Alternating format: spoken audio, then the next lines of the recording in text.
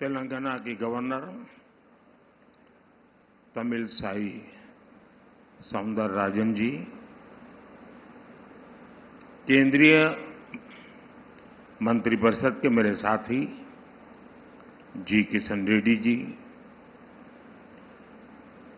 तेलंगाना सरकार के मंत्री कोंडा सुरेखा जी, के वेंकट रेड्डी जी, संसद में मेरे साथी डॉक्टर के लक्ष्मण जी, अन्य सभी महानुभाव, देवी और सज्जनों,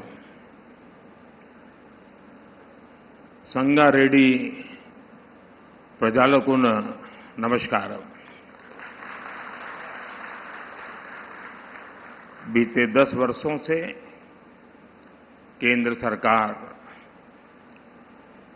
तेलंगाना को विकास की नई ऊंचाइयों पर ले जाने के लिए निरंतर काम कर रही है।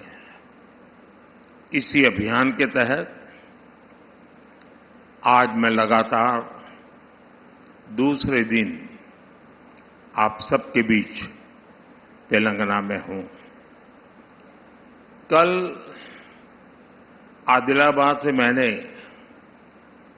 तेलंगाना और देश के लिए करीब 56,000 करोड़ रुपए के डेवलपमेंट प्रोजेक्ट शुरू किए। आज मुझे संगारेड्डी से करीब 7,000 करोड़ रुपए की परियोजनाओं का लोकार्पण और शिलान्यास का अवसर मिला है। इनमें हाईवेज, रेलवेज और एयरवेज से जुड़े आधुनिक इंफ्रास्ट्रक्चर के काम भी है। इनमें पेट्रोलियम से जुड़े प्रोजेक्ट भी हैं। कल भी जिन विकास कार्यों का लाभ तेलंगाना को मिला था, वो ऊर्जा और पर्यावरण से लेकर इंफ्रास्ट्रक्चर तक अलग अलग क्षेत्रों से जुड़े थे। मैं इसी भावना पर चलता हूं। राज्य के विकास से देश का विकास, यही हमारे काम करने का तरीका है। और इसी संकल्प के साथ केंद्र सरकार तेलंगाना की भी सेवा कर रही है। मैं आज इस अवसर पर आप सबको और सभी तेलंगाना वासियों को विकास के इन सारे कामों के लिए बहुत बहुत बधाई देता हूं। साथियों, आज तेलंगाना को एविएशन सेक्टर में एक बहुत बड़ा उपहार मिला है। हैदराबाद के बेगमपेट एयरपोर्ट पर सिविल एविएशन रिसर्च ऑर्गेनाइजेशन यानी कारो की स्थापना की गई है। ये अपने तरह का देश का पहला एविएशन सेंटर होगा जो ऐसे आधुनिक स्टैंडर्ड्स पर बना है। इस सेंटर से हैदराबाद और तेलंगाना को एक नई पहचान मिलेगी। इससे तेलंगाना के युवाओं के लिए एविएशन सेक्टर में नई उड़ान के रास्ते खुलेंगे। इससे देश में एविएशन स्टार्टअप्स को रिसर्च और स्किल डेवलपमेंट के लिए एक प्लेटफॉर्म मिलेगा, मजबूत धरातल मिलेगी।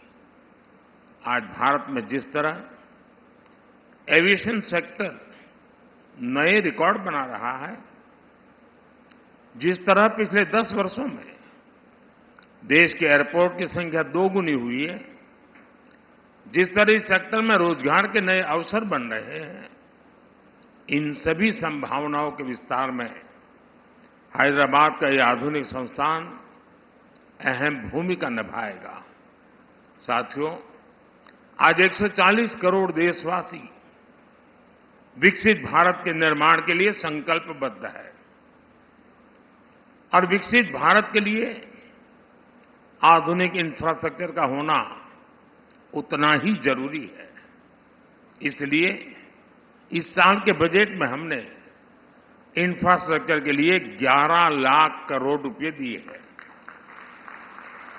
हमारा प्रयास है कि तेलंगाना को इसका ज्यादा से ज्यादा लाभ मिले। आज इंदौर, हैदराबाद इकोनॉमिक कॉरिडोर के एक महत्वपूर्ण हिस्से के रूप में नेशनल हाईवे का विस्तार हुआ है। कंडी रामसनपल्ली इस खंड को लोगों की सेवा के लिए समर्पित किया गया है। इसी तरह मरियालगुड़ा कोडाड इस खंड को भी पूरा किया गया है। इससे तेलंगाना और आंध्र प्रदेश के बीच लोगों को आने जाने की सुविधा होगी। इससे सीमेंट और कृषि से जुड़े उद्योगों को भी फायदा होगा। आज यहां संगारेड्डी से मादिनागुड़ा को जोड़ने वाले नेशनल हाईवे की भी आधारशिला रखी गई है। जब ये पूरा होगा तो तेलंगाना, कर्नाटका और महाराष्ट्र के बीच कनेक्टिविटी और बेहतर हो जाएगी। 1300 करोड़ की लागत वाले इस प्रोजेक्ट से पूरे क्षेत्र के आर्थिक विकास को गति मिलेगी। साथियों, तेलंगाना को दक्षिण भारत का गेटवे कहा जाता है। तेलंगाना में रेल सुविधाओं को बेहतर बनाने के लिए इलेक्ट्रिफिकेशन और दोहरीकरण का काम भी तेज गति से हो रहा है। सनतनगर मौला अली रूट पर दोहरीकरण और इलेक्ट्रिफिकेशन के साथ 6 नए स्टेशन भी बनाए गए हैं।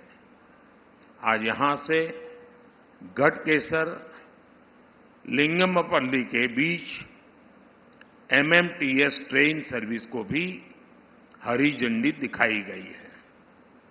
इसके शुरू होने से अब हैदराबाद और सिकंदराबाद के कई और इलाके आपस में कनेक्ट हो जाएंगे। इससे दोनों शहरों के बीच ट्रेन यात्रियों को बहुत सुविधा होगी। साथियों, आज मुझे पारादीप हैदराबाद पाइपलाइन प्रोजेक्ट को भी देश को समर्पित करने का सौभाग्य मिला है। इसके द्वारा कम खर्च में सुरक्षित तरीके से पेट्रोलियम उत्पादों को ले जाने की सुविधा मिलेगी। ये प्रोजेक्ट सस्टेनेबल डेवलपमेंट के हमारे संकल्प को मजबूती देगा। आने वाले समय में विकसित तेलंगाना से विकसित भारत, इस अभियान को हम और गति देंगे। साथियों, ये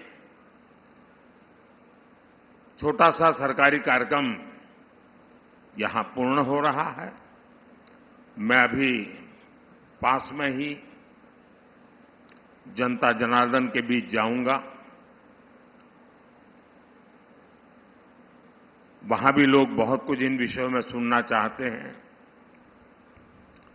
मैं कुछ बातें विस्तार से वहां पर अभी 10 मिनट के बाद जनसभा में रखूंगा, लेकिन अभी के लिए इतना ही। और आप सभी को मेरी तरफ से बहुत बहुत शुभकामनाएं। धन्यवाद। దక్షిణ భారత ముఖద్వారమైన తెలంగాణ అభివృద్ధి వల్లే